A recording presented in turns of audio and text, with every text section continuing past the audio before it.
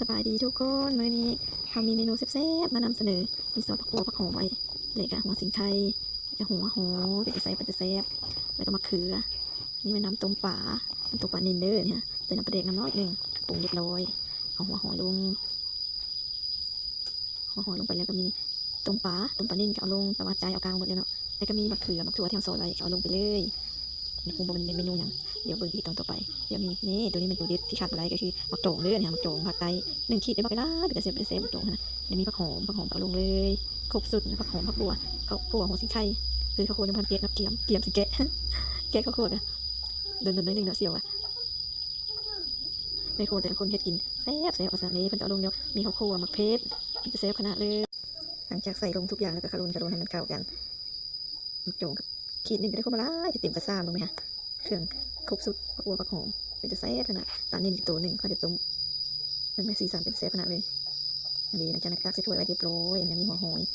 โป๊ะแล้วก็มีเมนูแกงไม้ต้มหอยตำมะฮู้เห็นไหมเมนูไหนก็จะแซ่บขนาดเสี่ยวก็จะตักไปต้มหอยโป๊ะนี่นะต้มหอยโป๊ะกับตัวตุ้ยจำเจียวส้มแซ่บนี่หลังจากนั้นก็เกี๊ยมตักใส่แตงพาแล้วก็บรรดาเสี่ยวก็เกี๊ยมมากินข้าวกินน้ำเป็นไฟกำลังหิวในตัวนี้นะไฟก็โอ้ยไปเคี่ยวตักเคี่ยวแต้งไฟก็หิวเข่านี่บรรดาเสี่ยว4-5 คน6 คนไฟเผ็ดเพื่อสิเลี้ยงนี่ก็บ่แม่นง่ายๆเด้นี่จากเที่ยงเดียวจากหายเดียวก็ถึงเพื่อสิได้กินก็ได้เป็นง่ายแต่ละเมนูนี่แซ่บมันน่าสิเอาเฮ็ดโซเดียว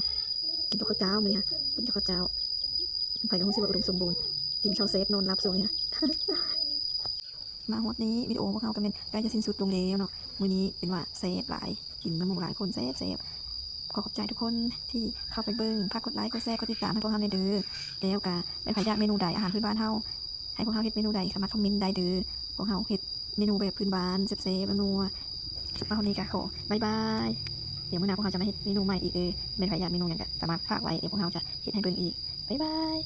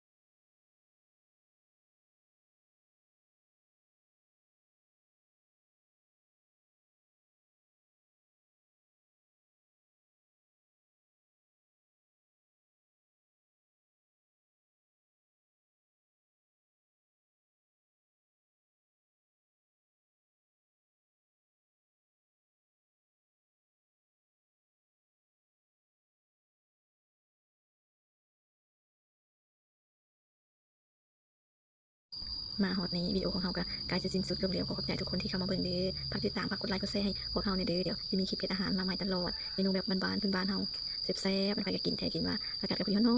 นว่าซั่นไปก็กินแท้กินว่าแซ่บไปก็สดใสบ๊ายบาย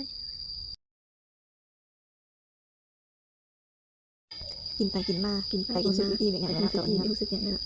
ที่ไม่ค่อยจะกินน้ำมาสั่นคนหน้าใครอยากให้เฮ็ดเมนูใดสามารถคอมเมนต์ใครอยากเมนูใดบ่เป็นสามารถคอมเมนต์ให้ความคิดให้เบิ่งได้เด้อไม่ค่อยจะฝากติดตามกดไลค์ให้พวกเราเด้ออาหารพื้นบ้านทุกเมนูเมนูบ้านเฮาแกงหน่อไม้ต้มหอยเจียวส้มเดือนแซ่บอยากเมนูเฮาก็ใกล้จะสิ้นสุดแล้วฝากกดไลค์กดแชร์กดติดตามเฮ็ดแล้วไปติดตามได้เด้อเมนูแซ่บๆของอาหารบ้านเฮามาฮอดนี้พวกเฮาก็บ๊ายบายกินได้ก็เต็ม